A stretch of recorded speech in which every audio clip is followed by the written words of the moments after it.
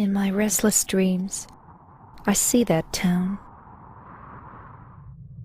Silent Hill.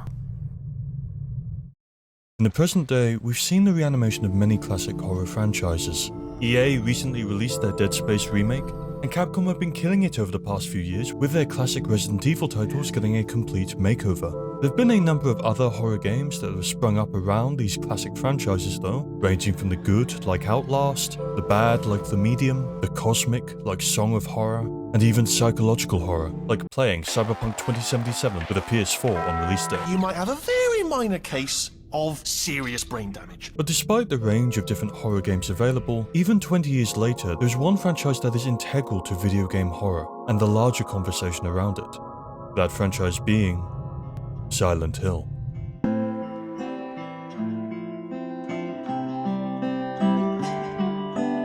After the cancellation of Silent Hills all the way back in 2015, I feel old, most people lost hope for a new installment, or for a new coat of paint on the originals. Especially after Konami lost half of the original files when making the enhanced edition that everyone collectively hated. Konami had seemingly moved on from making games, unless you want to count pachinko machines, and there didn't seem to be much sign of them coming back.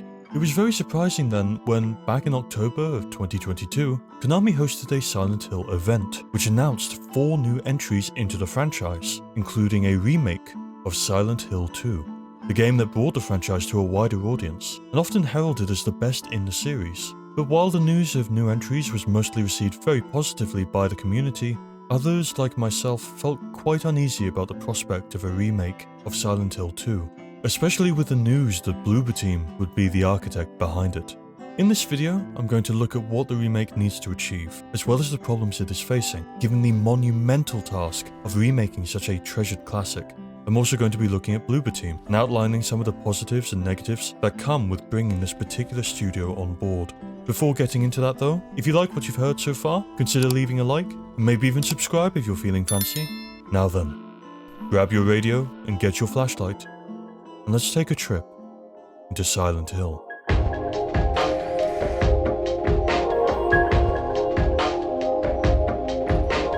Before getting into what problems might appear when attempting to remake such a classic title, let's first have a look at why it might be necessary to begin with. To state the obvious, Silent Hill 2 is pretty old at this point. It was released in the same year I was born, and given I feel like I've aged 70 years in the past 20, I think it's fair to say Silent Hill is also looking a little haggard. It's the type of game you remember for its amazing story, but when you go to boot it up again, realise the gameplay hasn't aged as well alongside it. I'm not going to be talking about the graphics here. Bloober are using Unreal Engine, which will allow them to create very realistic environments. I might have issues with the medium, but it was a very pretty game, and heavily inspired by Silent Hill, so I'm not too worried about how the game will turn out visually. The gameplay, on the other hand, could definitely use an upgrade. Oh, he's back up. He's back up. And he's dead. And what? It's all well and good playing a game about a town punishing its occupants, but unless that game is pathologic, it shouldn't be punishing the player as well. The obvious place to look for inspiration would be the Resident Evil remakes. I think a lot of what has worked for those games could work for Silent Hill 2 as well. The combat system would definitely need an overhaul, but in particular the melee combat would likely need some additional work, rather than just hitting an enemy until they go down, before popping up again like a horror-themed whack-a-mole. And what? But there needs to be a balance. Weapons should feel responsive and good to use, while also not making you feel like every situation is overly easy. Or can be solved by killing everything, like James woke up as Doom Guy. The Resident Evil remakes use quite a slow combat system that helps to build up tension, and would be a good reference point for bringing Silent Hill into the modern day. I think their over-the-shoulder camera style would also be well utilised in a remake, and according to the Wikipedia page, it seems like Bloober Team is planning to do this. But with that being said, I think if there is one thing I can say very positively about Bloober, they did a good job with fixed cameras in the medium. While I personally would want the over-the-shoulder camera, I think there should at least be an option for the fixed camera style, given it is a staple of the original games. And I can imagine a lot of fans would appreciate the option to play that way. It isn't a major deal breaker either way, but for a team that has been emulating Silent Hill through their games for quite some time, I'd hope that they could recognise why some players might prefer the fixed camera perspectives. One area that felt quite lacking in the original games, especially 1 and 2, were boss fights. Largely due to the console limitations at the time, boss fights were very stiff and resulted in the player running around Pyramid Head for a few minutes, occasionally taking a shot before repeating. Resident Evil 2 in particular would likely be a good reference here. Leon was a rookie cop and Claire a journalist, with the combat of 2 reflecting that. There is no dodge or parry like in the later games, and the design of bosses like Mr. X in particular would be interesting to see incorporated into Silent Hill. Perhaps taking elements of his AI tracking and applying it to Pyramid Head, adding an extra level of tension to some areas as you hear the scraping of his great knife across the floor, slowly getting closer. Given it's been over 20 years since the original came out, I'm sure we can expect a couple of AI tweaks to improve boss AI. Oh. Okay. Well, I'm hopeful for some AI tweak. If you're familiar with Bloober Team, then you probably already know that they don't really do boss fights. Despite working on Layers of Fear, Blair Witch, and The Medium, they haven't really done a traditional horror game before, with most of their games being walking simulators with some puzzle elements. Silent Hill 2 needs an overhaul for combat, enemy AI, and boss fights. Those mechanics are the most in need of an upgrade in my opinion. But these are all areas that Bloober Team doesn't seem to be particularly equipped to deal with. The closest Bloober ever got to a combat system would be The Medium, which barely qualifies, and is a far cry from what would be needed in a Silent Hill game. A remake is not just about breathing new life into an old game, it's also an opportunity to improve upon some of the features that have become outdated in the 20 years since it was initially released. And the AI, bosses, and combat are all in dire need of an update to help bring Silent Hill into the present day and remaster it into a modern day horror icon. While I have expressed some concern, given Bloober Team haven't really had any experience fleshing out any of the areas that would need the most work, it should be noted that the use of Unreal Engine 5 will likely help in this aspect. Bear in mind, I am biased. Unreal is my engine of choice for programming, but there is a good reason for that. It's a very well documented engine with a ton of community support. So even if Bloober don't have experience working on combat or bosses currently, Unreal Engine is a great platform to be able to quickly learn and implement those mechanics. The last thing we need to discuss are the puzzles and endings. Arguably the most important part to get right in the remake, which I definitely didn't forget about and have to add in later, are any changes that might have an impact on the story. I am firmly in the camp that Bloober Team shouldn't touch any of the original dialogue, or mess with any of the cutscenes. Rather, just recreate them as closely as possible, expanding a little, but only when absolutely necessary. A genuine frustration many people had with the original game was that it wasn't clear for players what they had done to get a specific ending. Something like regularly healing or keeping Maria close to you could impact the ending you get. And for repeated playthroughs, this could be accounted for. But going into the game blind could lead to some frustration when you're unsure why you've reached a certain ending despite trying to go for something else.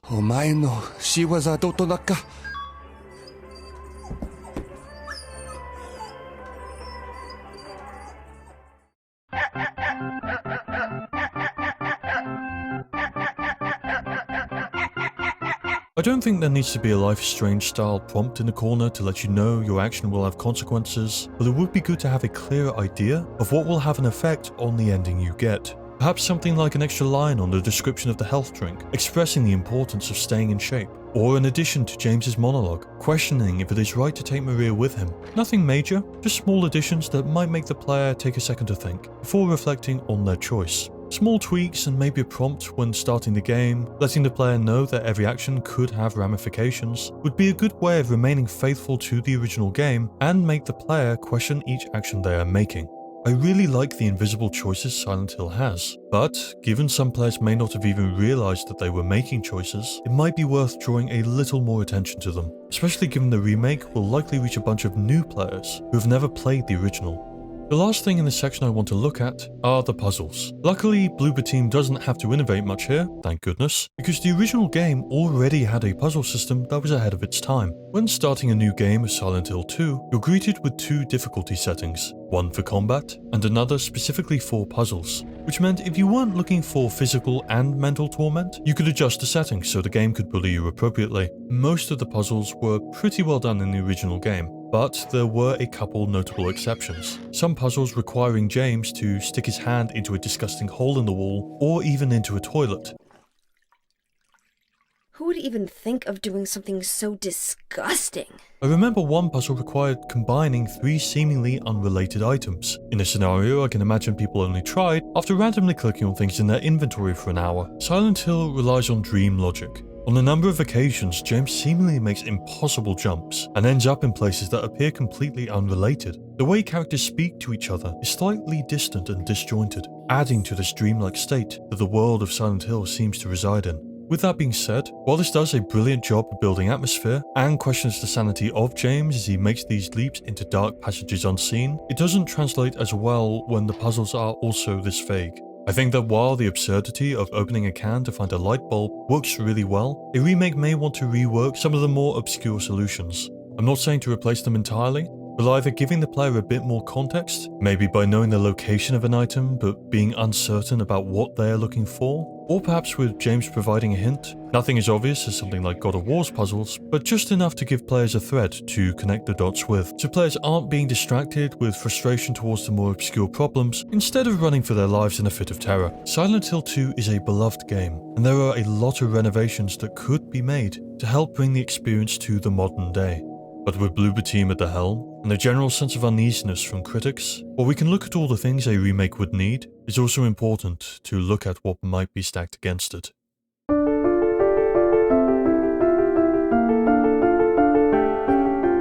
I'm going to be looking at Bloober Team directly here, because based on what we know at the moment, a lot of the controversy comes from the fact that out of all the teams that could be developing a remake for Silent Hill 2, it's gone to a studio that's never really managed to win people over with any of their releases. Bloober Team first stepped into the spotlight back in 2016, when they released Layers of Fear. They had a history of making games before this, which I'm not going to go into here, but I'll link a couple of videos down below if you're interested in that. But the modern Bloober Team was really shaped from the point they made Layers of Fear onwards. Layers of Fear was also heavily inspired by PT, the playable teaser that was released to promote the now cancelled Silent Hills. This emulation of Silent Hill entries can be seen in a number of their games, but none more so than the medium. From the Baczynski-style spirit world to the music being composed by Akira Yamaoka, the original composer for Silent Hill. The medium almost feels like Bloober's job interview with Konami, where the reward was Silent Hill 2. But while Konami might have been convinced, many others weren't. I mentioned this before, but Bloober Team hasn't exactly made anything as complex as Silent Hill before. A walking simulator with basic puzzles and chase sequences with an enemy that can instantly kill you are a far cry from a town filled with roaming monsters that you have to slowly traverse and fight your way through. Even something like the medium, which was very much in the style of Silent Hill, is quite mechanically bare bones by comparison. The truth is, despite seemingly being massive fans of Silent Hill, Bloober Team haven't released any games that show they have the technical know-how to recreate it. While they have extensive experience making walking simulators, they are practically untested when making a horror with combat, roaming enemies, bosses, and an open world. The size of Silent Hill 2 is drastically larger than anything Bloober have worked on before, and while Unreal Engine has tools to help with building larger worlds, it is still a massive undertaking for a team that have never worked on something of this scale and complexity. But who knows, it's entirely possible that they do have the know-how, and it just hasn't been reflected in the past 5 games that they have released. But until we see some actual gameplay, I think this is a valid cause for concern. The other major concern that I want to talk about is that while Bloober Team might be enamored with Silent Hill, I don't know if they actually understand it. The way Bloober Team have handled sensitive themes, namely portrayals of mental health, have been incredibly heavy-handed in their previous games, and often give completely bizarre takes on the solutions their characters are supposed to have to deal with their mental struggle. It is present in many of the games Bloober have released, but I'm going to be focusing on their most recent title, The Medium here, given it's their love letter to Silent Hill and all. I've tried to keep spoilers to a minimum, but I am now going to go into spoiler mode for both The Medium and the ending of one of the characters in Silent Hill 2, so you've been warned. Additionally, there is going to be talk about sexual assault, trauma, and a character taking their own life. So if any of these are triggers, I'd recommend skipping ahead to the time on screen now. There are 2 characters in the medium we need to talk about, and how the game chooses to characterize them. Richard and Lily. Richard is a fully grown man in the story, while Lily is just a child, and as we uncover more about what happened, we learn that Richard had a twisted obsession with Lily, and when her father, Thomas, another powerful medium, found out what Richard had done to her, he essentially killed his soul, leaving Richard completely catatonic, as vengeance for his disgusting actions. I'm trying to be vague here, so YouTube doesn't murder my video in the dead of night again, but if you want a really well constructed deep dive into the medium, then MurtKK has done a brilliant video essay, and I can't recommend it enough. It really helped me when I was writing a script for this video, and I'll link it down below. Lily is traumatized by what Richard has done to her, and her trauma manifests as a demonic creature, known as the Maw. Given she's the daughter of a powerful medium though, the Maw is equally strong, and it results in the Neva massacre, the incident the game revolves around. Okay, all good so far. Well, I mean, not really good, it's rather dark, but if you're using Silent Hill as a metric, I suppose that goes with the territory. So what's the problem? The problem comes with the context provided for both Richard and Lily. In the medium, Richard isn't just someone who abuses a child he was charged to protect. The game spends a considerable amount of time looking through his memories. We watch the trauma that was inflicted upon him as a child, and while Thomas is clearly unsympathetic, Bloober spends a fair amount of the game almost trying to outsource the blame of Richard's actions onto the people who hurt him, essentially washing Richard's hands clean of the crimes he has committed, which is a rather odd stance to take, especially with someone guilty of the things Richard is. Richard isn't the only evil we encounter in the medium, but he is the only one that gets such a detailed look into his background. There is another character in the game though, a Russian officer essentially filling the role of stereotypical psychopath. We never get an in-depth look at his childhood. There's no attempt to humanize him when Thomas is poking around his head. And ever since that day, when my father refused to get me a Superman Red Sun action figure, I've been evil. Wait. So you've been evil? Yeah. This whole time? Yep. Because you didn't get a toy? Pretty much. I did get this dog though. Pretty sweet, am I right? He's a bad guy, and that's all there is to him. Some people are just born evil apparently. Okay then. So, Richard wasn't? What were Bloober thinking? Also worth mentioning, we never see Richard as an adult, only as his inner child. Like Bloober were really going out of their way to try for some reason. Which brings me to Lily, the other character I mentioned at the beginning, and the victim of Richard. Her trauma created the Maw, which in turn caused the massacre at Neva, making her demon, and trauma by extension, far more dangerous than that of the two men who actually harmed people in the story. So do we find Lily's core, and find a way to free her from the trauma inflicted on her? Well, no. Lily is also the sister of our main protagonist Marianne, and when they are reunited, the only options that are presented to us are that our protagonist must take her own life, or Lily's, in order to stop the Maw. The only solution given for the manifestation of Lily's trauma is for her to die, which as an overall message isn't a great takeaway in my opinion. Thomas's words come back to Marianne, telling her you can't save everyone. But when the person you can't save is a traumatized girl in need of help, it feels like the game is essentially saying that her trauma is too damaging for her to be saved, that she's a lost cause because of what has happened to her, writing her off as if she were damaged goods. I doubt it was Bloober's intention for their ending to come off like that, but the medium isn't an exception here. The Blair Witch game had similar problems. In fact, most of Bloober's recent titles, with the exception of maybe Observer, which I heard was pretty good, run into this problem, and it really makes me question their understanding of such mature topics. Mental health is a difficult subject to cover, and for every instance it's depicted well, there will be a dozen plus one like 13 Reasons Why. The reason I went into the medium's portrayal was because Bloober are dealing with Silent Hill, which happens to be one of the few games that does handle similar themes with respect and maturity. James isn't alone in Silent Hill. One of the other characters we meet is Angela Orozco, a 19-year-old lady that has been called to the town the same as James. She has very similar trauma to Lily, and it resulted in her killing her father in self-defense. Angela walks her own path for much of the story, with occasional run-ins with James where she's very wary and clearly uncomfortable being around him. Silent Hill is a town designed to make people confront their trauma. James is forced to face his actions, and the town is a hell of his own creation in this way. It is a metamorphosis, with the people who pass through it being forever changed. But Angela never overcomes the trials of the town. Despite trying to help her on a number of occasions, James watches as Angela walks up a burning staircase. We see a glimpse into her world, and in the end, James doesn't do anything. He looks at his feet, ashamed, as Angela walks up the fiery stairway. Silent Hill doesn't try to take a stance on how to deal with trauma. The town itself is neither good nor evil, merely a reflection of the things the residents are running from. Our demons are something that we have to confront and overcome, or they will destroy us, and the town is an embodiment of that. James does face his trauma, most notably in the form of Pyramid Head, his own personal punisher, forcing him to confront what he has done. And while Silent Hill has many endings, most of them see James accept his actions, albeit in different ways. Silent Hill 2 is a very mature story, and even 20 years later, it is still the golden standard for psychological horror. But after seeing Bloober Team's previous attempts to write mature stories, this is the part I'm most concerned about. I hope they look at the original game and think, hey look, we've got our script, and just do a copy and paste. If they do that, then hopefully it will be okay. But if they start adding to it, or trying to expand on it, then the psychological horror we get from playing it might be the waiting for a Bloober Team twist at the last moment.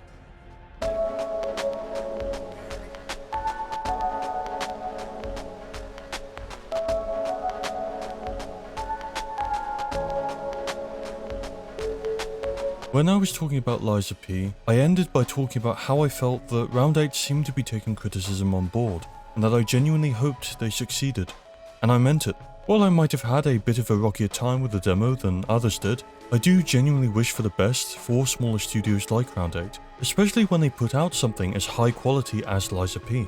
But the truth is, my praise is far more muted when it comes to Bloober Team. I am a big fan of the original Silent Hill games, and 2 in particular is my favourite, because I am a normie. I really want to see Silent Hill 2 adapted with the respect it deserves, and while it's clear Bloober have been pursuing this for some time, based on their history, I'm not confident on their ability to deliver it. I talked a lot about the medium, and I think that their lack of understanding when covering trauma in that game is a red flag when it comes to adapting Silent Hill. When Bluepoint came out with a Demon's Souls remake, I didn't like it very much. It was a very faithful remake, but after playing all of the Souls games, the conveniences of Dark Souls 3 and Elden Ring in particular made it very hard for me to go back to a game which didn't have any of that, which was entirely on me and my expectations. Because when Bluepoint remade the game, they made it so the only notable difference was the graphical overhaul, and in that way they succeeded in making a very good remake.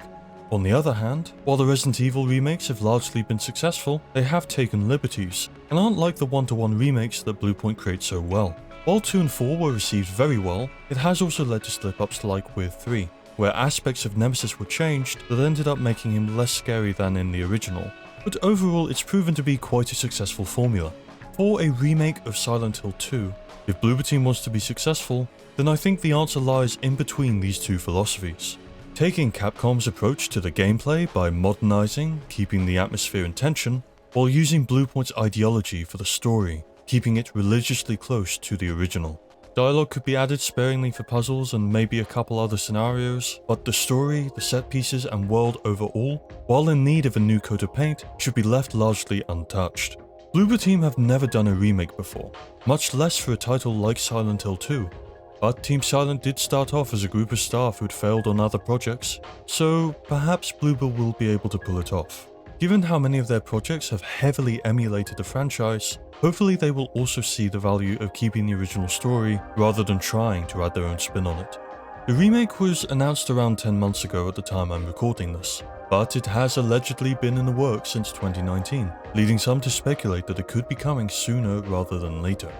Whatever that means. Given the success of the Resident Evil series and the Dead Space remake, there are a lot of eyes on Bloober Team at the moment, quite possibly more than ever before, and until we see some actual gameplay, I am worried about Silent Hill 2. Hopefully the remake will end up being a pleasant surprise, rather than a jarring jump scare.